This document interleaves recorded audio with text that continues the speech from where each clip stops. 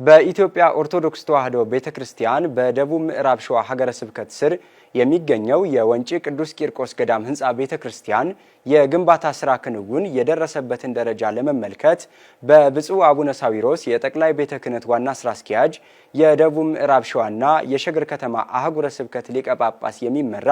የልዑካን ቡድን በወንጪ ይፋዊ ጉብኝት አካሂዷል። በጉብኝቱ ወቅት መዋዘ ጥበባት ዲያቆን ዳንኤል ክብረት እንደገለጹት ገዳሙ ጥንታዊና ታሪካዊ መሆኑን ታሳቢ በማድረግ በርካታ የልማት ስራዎች እየተከናወኑ መሆኑን ገልጸው ከህንጻ ቤተክርስቲያኑ ግንባታ በተጨማሪ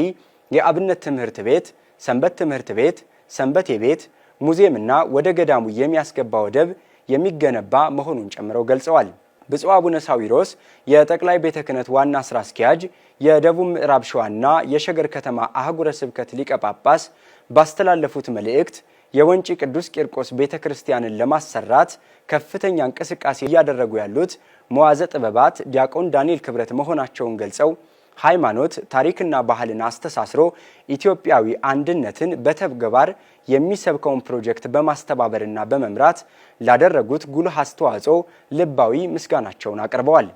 አያይዘውም ክቡር ጠቅላይ ሚኒስትር ዶክተር አብይ አህመድ ወንጪን በመሳሰሉ ታላላቅ ሀገራዊ ፕሮጀክቶች ውስጥ ጥንታውያን ገዳማትና አድባራት ታድሰውና ታንጸው አገልግሎት መስጠት እንዲችሉ በማድረግ በታሪክ ውስጥ የሚዘከር ስራ እየሰሩ በመሆኑ ቤተክርስቲያን ዘወትር በጸሎቷ ታስባቸዋለች፣ ምስጋናዋንም ታቀርባለች ብለዋል። መረጃው የህዝብ ግንኙነት መምሪያ ነው።